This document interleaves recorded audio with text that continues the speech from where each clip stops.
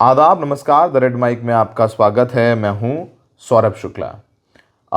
हमें इस media industry में लगभग अब 15 साल हो चुके हैं और इन 15 सालों में बहुत कुछ कवर किया है और हम जानते हैं कि सरकार और पुलिस कैसे काम करती है। आपने हमारे द रेड माइक पर एक खबर देखी होगी कल सुबह कि कैसे जिस सीजीएम जिनका नाम विभांशु सुधीर है, जिन्होंने संभल के सीजीएम चीफ जुडिशियल मजिस्ट्रेट, उन्होंने संभल हिंसा के दौरान जो पुलिस ने गोलियां चलाई उस मामले में अनुज चौधरी जो उस वक्त सीईओ थे, उनके साथ लगभग 15 से 20 पुलिस कर्मियों पर एफआईआर करने के आदेश दिए। उन जज साहब का ट्रांसफ़र कर दिया गया था। आपको हमने खबर बताई थी कि इन्होंने 9 जनवरी को आदेश किए थे कि पुलिस कर्मियों के खिलाफ एफआईआर दर्ज की जाए, क्योंकि एक आलम नाम का लड़का था जो ठेला लगाता था और उसको 3 गोलियां लगी और वो बच गया।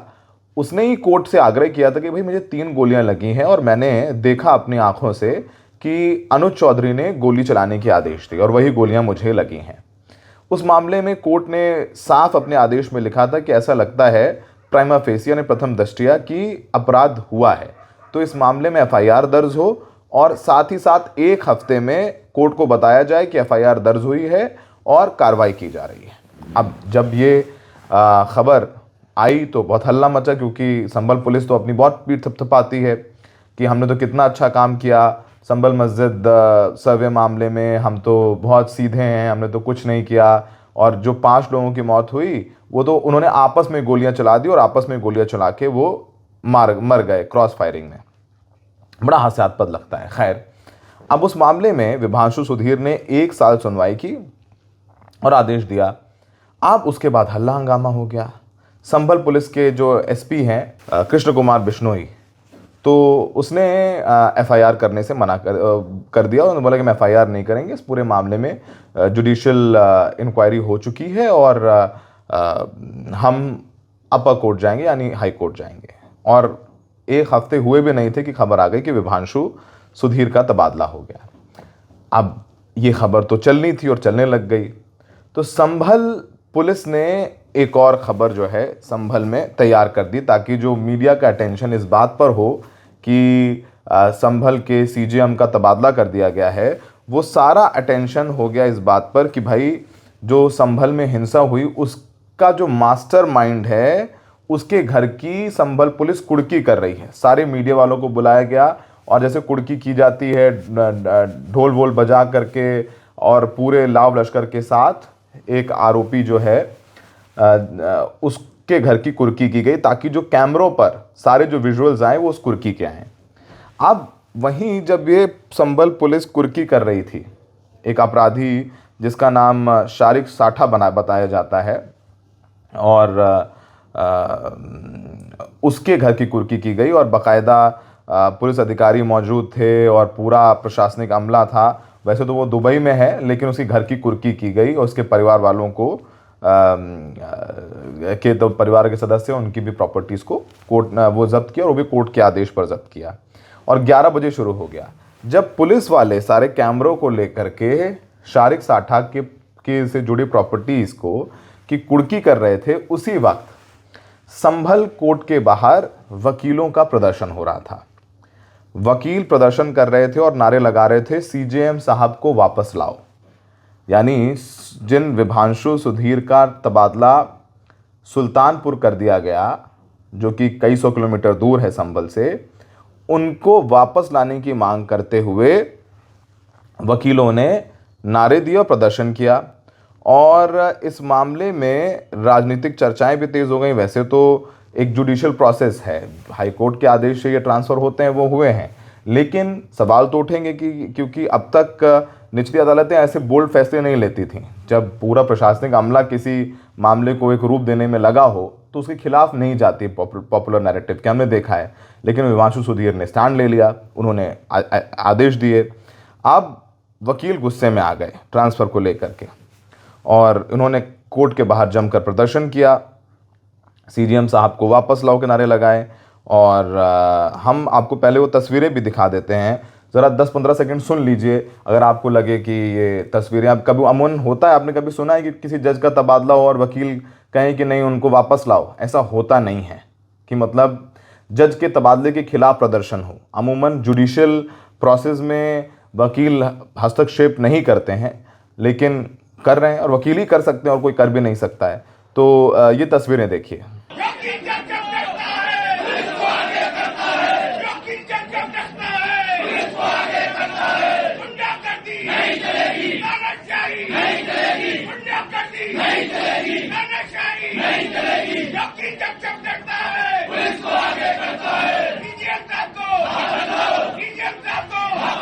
तो अभी बताएं, ये जो विमांशु सुधीर आए हैं, ये आए अभी 18 सितंबर को ही, 18 सितंबर 2025 को ही सीजीएम के तौर पर कार्यभार संभाला था, और कुछ ही महीनों बाद उन्होंने ऐसे फैसले दिए जिससे पुलिस महकमे में खलबली मच गई। अब वकीलों ने मोर्चा खोल दिया, चंदौसी के वकीलों ने नारेबाजी के प्रदर्शन की और नारे भी लगाए, जब जब योगी डरता है पुलिस को आगे करता है, इस तरीके के नारे लगाए गए। आपको बताएं कि जो इस पूरे मामले में आरोपी है शारिक साठा, उसकी जो ज़मीन कुर्की की, ताकि जो कवरेज हो वो सीजीएम का तबादले से ज़्यादा इस चीज़ का हो, क्योंकि इसमें एक्शन है, पुलिसकर्मी जा रहे हैं, ठीक है, सस्पेंस है कि किसी के घर पर जा रहे हैं, अपराधी कौन है, एक खूंखार अपराधी जो विदेश भाग गया, नाम क्या है, शारिक साठा। तो हर चीज़ है उस कहानी में जो कहानी सुन करके मीडिया आकर्षित हो। तो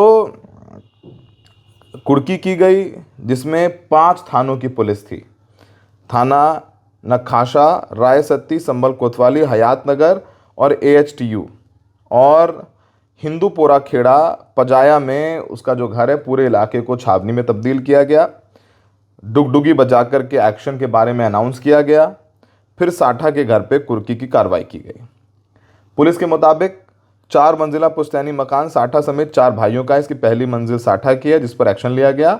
टीम ने घर में घुसकर जांच पड़ताल की, फिर चारपाई से टिन के डब्बे जैसे सामान जब्त करने के बाद ताला लगा दिया।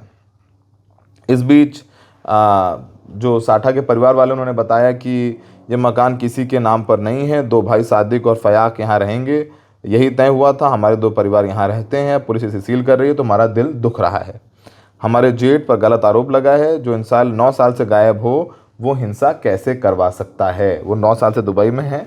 तो संभल पुलिस ने ये आरोप लगाया था कि सब पुलिस तो कुछ भी कह सकती है, अंत में फैसला तो कोर्ट करता है, और पुलिस की जो भूमिका है उस पर सवाल उठते रहे हैं। एसपी कृष्ण कुमार बिश्नोई बता रहे हैं कि शारिक साठा 2020 से फर्जी पासपोर्ट के जरिए देश छोड़कर फरार हो गया था, वह अभी विदेश में छिपा है। कुर्की के बाद उसके रिश्तेदारों की भी संपत्ति का इस्तेमाल वो नहीं कर सकेगा, ऐसा उन्होंने बताया। तो कुर्की की तस्वीरें हम आपको दिखा रहे हैं। सुनो सुनो सुनो, आप देखा हो ना कुर्की होते, सुनो सुनो सुनो। तो एक तरफ संभल में कल वकील प्रदर्शन कर रहे हैं, दूसरी तरफ पुलिस कुर्की कर रही है। तो दोनों तरफ की जो तस्वीरें हैं, क्योंकि तैयारी तो पहले से रही होगी, लेकिन अब तो संभल में कुछ भी होता है तो सारे जो न्यूज़ चैनल्स वाले हैं वो भेज देते हैं, और शायद वहाँ की पुलिस कर्मियों को भी मीडिया में कवर होने का बहुत शौक़ है, क्योंकि वो बहुत कवर होते हैं, कहीं पूजा कर रहे हैं, पाठ कर रहे हैं, जो पत्थर फेंके गए उससे हमने पुलिस चौकी बनाई, तो उसमें पूजा में मीडिया को बुला लो, इसमें मीडिया को बुला लो, उसमें मीडिया को बुला लो, खूब मीडियाबाजी करते हैं वहाँ के एसपी। और अच्छी बात है, अच्छा काम कर रहे हैं तो he should be covered, he should get media coverage. पर जब हमने उनसे, जब वो आदेश आया था जिसमें एसपी अनुज कुमार सहित दूसरे लोगों पर एफआईआर करने के आदेश थे, तो उस मामले में, उस बाबत में उन्होंने कोई बयान हमें नहीं दिया और हमने नहीं भेजा। मैं दिखा भी दिया था, मैंने बाकायदा उनको पूछा था। फिर उन्होंने लेकिन दूसरे पत्रकारों से बोला, जिनको वो जानते हैं, उनके जो करीबी पत्रकार हैं, उनसे बोला कि वो इस मामले में एफआईआर नहीं करेंगे और वो कोर्ट के आदेश के खिलाफ जाएंगे हाई कोर्ट। तो अब नए जज आ जाएंगे। अब जिन जज का एलिवेशन हुआ है, जो अब सीजीएम बने हैं, वो सिविल जज थे, और जो आदित्य सिंह नाम है उनका, और ये वही जज हैं अब जो सीजीएम बन गए हैं, चीफ जुडिशियल मजिस्ट्रेट, वो जिन्होंने 2024 में संभल मामले में संभल मस्जिद के सर्वे के आदेश दिए थे। तो उनका प्रमोशन हुआ है और जिन्होंने आदेश दिए एफआईआर करने के अनुज चौधरी के खिलाफ, उनका डिमोशन हुआ है। उनको सीजेएम से सिविल जज बना दिया गया, सीनियर सिविल जज बना करके सुल्तानपुर भेज दिया गया। जो सीजेएम होता है, चीफ जुडिशियल मजिस्ट्रेट, वो ज़्यादा ताकतवर होता है, ज़्यादा अहम मामले उसके पास आते हैं। और जो सिविल जज होते हैं उनके पास सिविल के, ज़मीन और इधर उधर के मामले ज़्यादा आते हैं। तो जाहिर सी बात है कि एक संदेश देने की कोशिश की गई है। लेकिन विभांशु सुधीर को लेकर के जो वकील इकट्ठे आए, प्रदर्शन किया, उसकी तस्वीरें भी हम दिखा रहे हैं, और पुलिस ने जो संभल में किया उसकी तस्वीरें भी हम आपको दिखा रहे हैं। बस मैं थोड़ा इतना एडिटोरलाइज कर रहा हूँ कि कौन सी तस्वीरें दिखाई जाएँ। वो कोशिश रही संभल पुलिस की कि ये तस्वीर जो है विभांशु सुधीर का तबादला है, वो मीडिया में खबरें बनेगा ही बनेगा, ज़्यादा बनेगा तो काउंटर करके भी ये भी एक कार्रवाई कर देते हैं, जिससे एक और संभल में कुछ हो रहा है वो भी मीडिया दिखाए। तो आप समझ सकते हैं कि वो एक पुरानी स्ट्रैटेजी है, और हम लोग 15 साल से हैं और हम इस बात को अच्छे से समझते हैं। तो हमें लगा कि हमारे दर्शकों को भी समझा देना चाहिए। इस पूरे मामले में कुछ बयान आए हैं, वो भी आपको सुनवा देते हैं। जनपद संभल में 24 नवंबर 2024 को हुई हिंसा के मास्टरमाइंड सारिक साठा, जो कि यहाँ से 2020 में भारत से फर्जी पासपोर्ट के माध्यम से भाग के दुबई चला गया था, उस व्यक्ति की कई राज्यों की पुलिस को तलाश है। इसके ऊपर 69 मुकदमे विभिन्न राज्यों में दर्ज हैं। 24 नवंबर 2024 को यहाँ पे जो हिंसा हुई थी उसका ये मास्टरमाइंड है। जंगी ऐप के माध्यम से अपने गुर्गों से बात करता था। इसका एक मुख्य गुर्गा जिसका नाम गुलाम है, वो अभी वर्तमान में मुरादाबाद जेल में बंद है। इन सब लोगों के द्वारा इस घटना को कारित किया गया था। इस व्यक्ति को गिरफ्तार करने के भरपूर प्रयास किए गए। इन सभी प्रयासों के बावजूद पुलिस है वो अभी तक उसको गिरफ्तार नहीं कर सकी। तो इसलिए माननीय न्यायालय से 2 केसों के अंदर इसके खिलाफ कुर्की की कार्रवाई है और वो भी करवाने के लिए आग्रह किया गया था। इसके आधार पे ये कुर्की की कार्रवाई आज की जा रही है। जिस मकान में वह स्वयं अपनी पत्नी के साथ में रहता था, उस मकान को कुर्क किया गया है। बाकी जो इसके रिश्तेदार रह रहे हैं उन भागों को छोड़ दिया गया है और अब इसके खिलाफ परमानेंट वारंट इश्यू भी हो गया है। इसके आधार पे रेड कॉर्नर नोटिस भी है, वो भी इश्यू करवाया जाएगा और इसको जल्दी गिरफ्तार करके भारत लाके माननीय न्यायालय के सामने पेश भी करवाने के प्रयास किए जाएंगे। और बाकी इनके ऊपर जो मुकदमे हैं उनमें ट्रायल इन एब्सेंशिया, मतलब इसकी मौजूदगी नहीं होने के बावजूद इन सभी मुकदमों के अंदर जो ट्रायल है वो जारी रहेगा और इसको ट्रायल इन एब्सेंशिया में इसको सजा भी सुनवाई जा सकती है। उसके लिए प्रभावी पैरवी जनपद पुलिस के द्वारा की जा रही है।